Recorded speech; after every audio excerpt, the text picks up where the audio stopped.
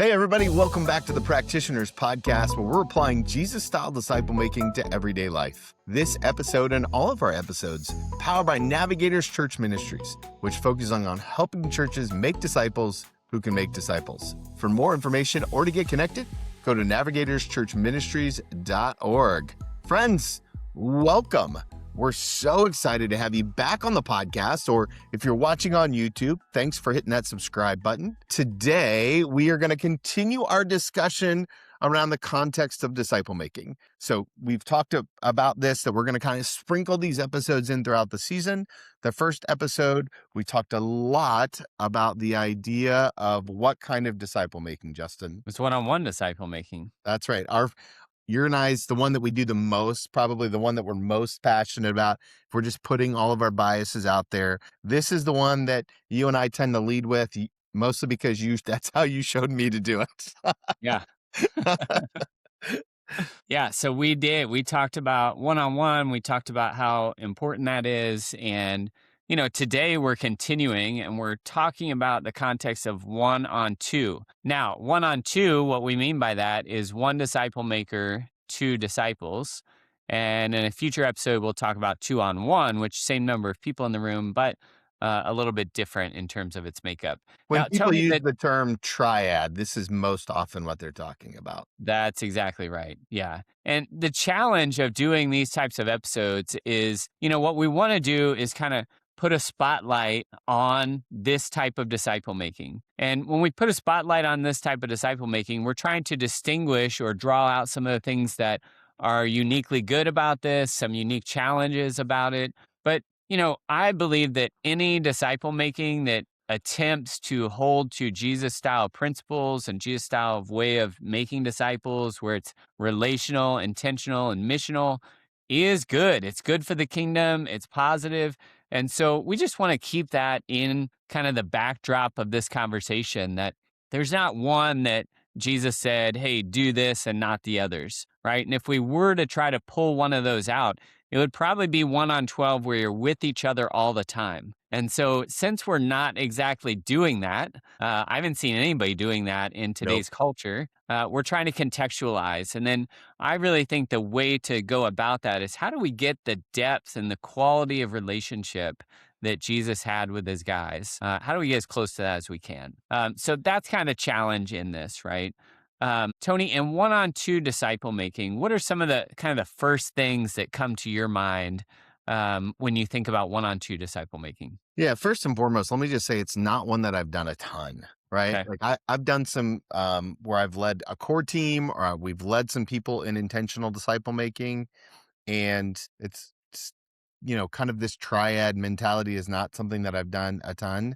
Yeah. Where it is helpful, especially with younger students, is one of the things that I understand. I see our youth pastor at Grace do this really well. And one of the advantages is you get some shared learning. So if one person doesn't have a lot to say about the topic, the other person's there to kind of pick it up. You also get the advantage of seeing each other get that aha moment. So your light bulb moment becomes my light bulb moment. We can share some of that growth together.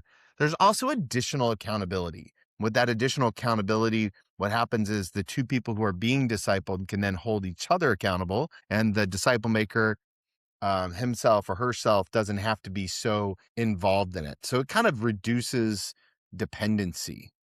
And Yes. I think the other thing that's just also really cool is that you get another voice in the room, which is still really strong. Yeah. Yeah. Yeah. Those are all absolute advantages, I would say, right? Of one-on-two is like there is that shared learning. Now, the first time I was a part of a discipleship triad, I was a sophomore in college, and, not much of a disciple, to be honest with you, like very much an infant disciple, and was part of this discipleship triad. And I didn't really understand what it was. And maybe it was expressed and maybe it wasn't. Maybe I just didn't get it. And there were parts of it that I liked. The parts that I liked were, if I didn't like prepare a lot, like I could hide a little bit. And I was quieter than the other guy. And most of the time I liked that. I could just kind of sit and observe. The other guy that was not the discipler in that mix was certainly ahead of me in terms of his depth of life with God, his degree of surrender to the Lord. And sometimes I felt like I was kind of the odd man out, right? Like, here, these two guys, they're going after it a lot more than I am. And I just wasn't in that place. But it wasn't to the degree that it was uncomfortable for me. And so I did appreciate that side of it. Now, in years since, I have practiced at various times one on two disciple making. And I've done it when it's made sense. And when it's made sense for me, it's been times where, maybe two guys come to me and they already know each other and they're friends and they were taught, man, would you help us? And so then it was like, well, hey, these guys are already in relationship together. They know one another. And so, we'd move forward together. There has been a one or two times when I brought two guys that didn't know each other into one of these settings. And one of the things I've learned, Tony, is that it depends a lot on the people in the room, Hmm. right? The relationship that's there, and whether they have one pre-existing or whether they're developing one. There really needs to be trust between the other two guys that are there. And the more of trust there is and the more rapport there is between those two guys, the more the one-on-two setting seems to be really helpful for disciple making. That's probably one of my biggest observations in that. But you mentioned some of those key advantages, right? Shared learning, reduced dependency. So, Tony, you've done a lot of one-on-one disciple making. There's probably been times when you've showed up at a meeting and you don't really know what to talk about, or you haven't planned it, or something like that. And so, if that's happened to you, like in a one-on-two setting, it's a little bit reduced because typically there's something that you're going through together, whether it's a book of the Bible or you're memorizing scripture, or you have some other thing, a curriculum or a book that you're going through together. So the dependency is a little bit reduced, but also there's twice as much chance that somebody's going to walk in with a question or something like, hey, I've really been thinking about that. I don't know, Tony. I was trying to frame up a question. I thought I had one going, but then I Well, lost it this along is the where I way. think you're going is the idea in the triad kind of environment. Intentionality is significantly more.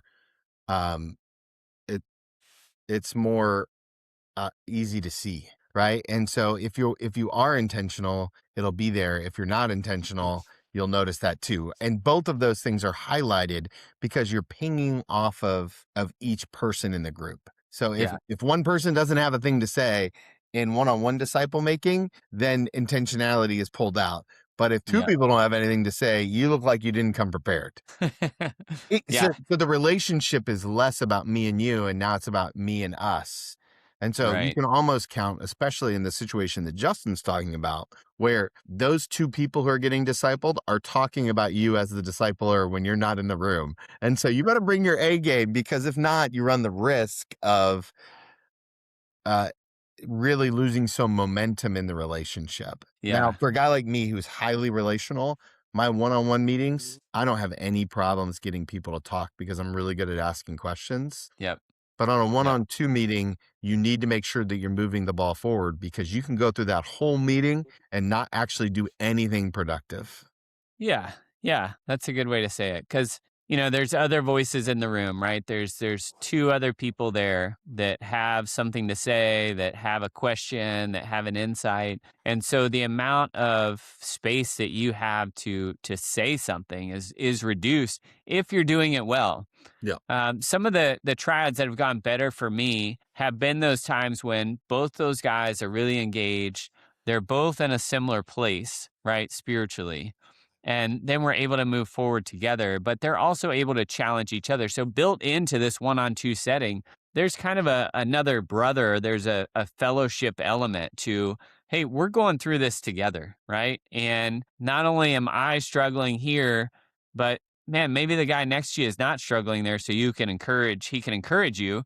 But if he is struggling, then you're both like, hey, the guy's discipling, like, how can you help us? Like, we're trying to figure this out, but we can't. And so that helps to move through those places of challenge when you have somebody else right next to you going through the same thing. So I really see that as an advantage of one-on-two disciple making. Yeah, but it's not all sunshine and lollipops in this kind of environment, right? We obviously, with any disciple making relationship, there's always tension. And Yeah. some of the tension that happens in triad or one on two disciple making is the other voice.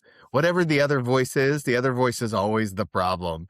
And one of the things that I wrestle with all the time, and it's because I live a pretty full life as it is the idea that when there's one on two, there's 100% more chance that someone's going to reschedule, Yeah. and that can oftentimes reset us. So, hey, are we meeting if the other person's not there?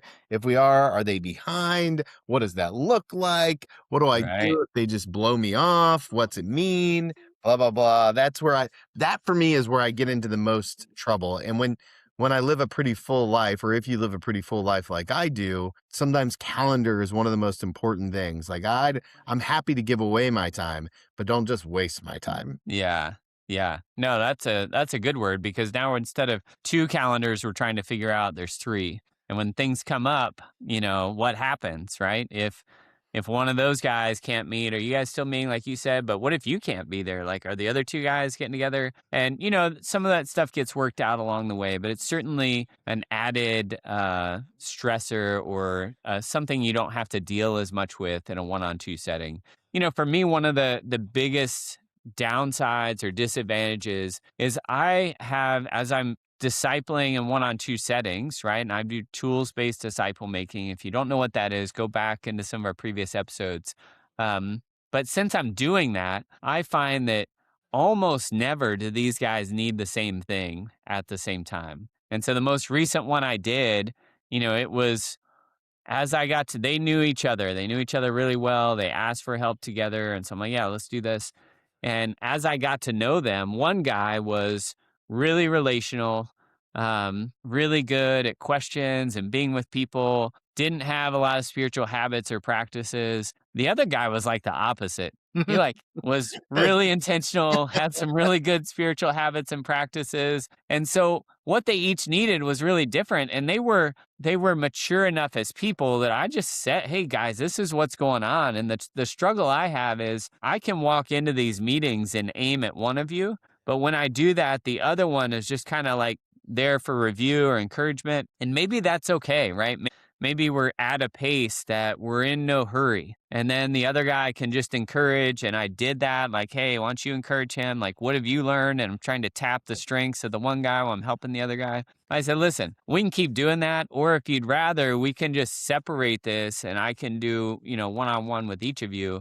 And, they both would rather that. That's what they concluded. And so we kind of pivoted out of that to that sort of dynamic. But that's one of the struggles of, one on two is, man, how do you help them where they need the help the most? Right. Tony, as you think about one on two, your experience, so we've said calendar, we've said kind of, keeping people together, giving them what they need. What's one or two other kind of disadvantages or challenges of one on two? I would say one of the things that I've always had to wrestle with in that scenario is the reality of um, deep confession. And so sometimes people aren't as open to share their deep confessional places in the triad Yeah. environment, especially if Yeah. they're connected outside of the group. Like sometimes I've worked with churches before where you might get a triad with two staff members. Well, you're for sure not getting two staff members who are there for the purposes of understanding Jesus style disciple making to really pour their hearts out about their deepest sin. And sometimes that's the place where you really need to attack and in order to open up that part of Jesus style disciple making. So it's, you know, that kind of confession, that kind of intimacy, it can be harder. It's not impossible. Let me Yeah. say that. Like it's not it's not out of the realm of possibility, but Yeah. certainly another barrier that I don't know that you need. Yeah. Yeah. That's such a good word because if we're trying to get to the deepest parts of those that we're discipling and the deepest levels of honesty, the more people that are around the table or in the room, the harder that is typically for people to do. And Right. you're also, as the person who's doing the discipling, you have to kind of increase that muscle a little bit around facilitation. And so you have to be able to read both people at the same time. Why is this person engaging? Why is that person disengaging? What's the area? Is there side eye going on? Like Right. what's Yeah. happening? Right. And so it just, again, not impossible, certainly not impossible. but also one of those things you just have to be mindful of. And for a lot of disciple makers, it's not a great place to start, but it's an okay place to grow into. Yeah.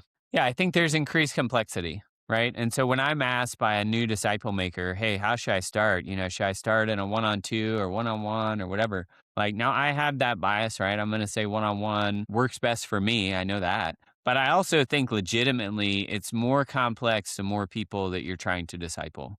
And part of what you just said, Tony, I think about it through a relational frame of like in a one on one, there's two relationships in that environment. There's my relationship with the guy I'm discipling and his relationship with me. There's just two. Hmm. But once you add another person, now there's six relationships around the circle, right? So I have two, my relationship with each person. They each have two, right? Going back the other ways. And so, that's six relationships. So to figure all that out, it's just more complicated to figure out what does each need? What do we need? To focus on how do we facilitate in the moment in the midst of different personalities and wirings and where they are. So certainly some disadvantages or difficulties, but hey, every one of these forms For has sure. different advantages and disadvantages. And so, this is no different than any others. I think the biggest advantage, right? There's some shared formation that happens in the midst of a one on two discipling relationship. And the formation happens together alongside somebody else who is moving through it with you, as opposed to just the person that's helping you move through it. And I think there's some real advantages in that.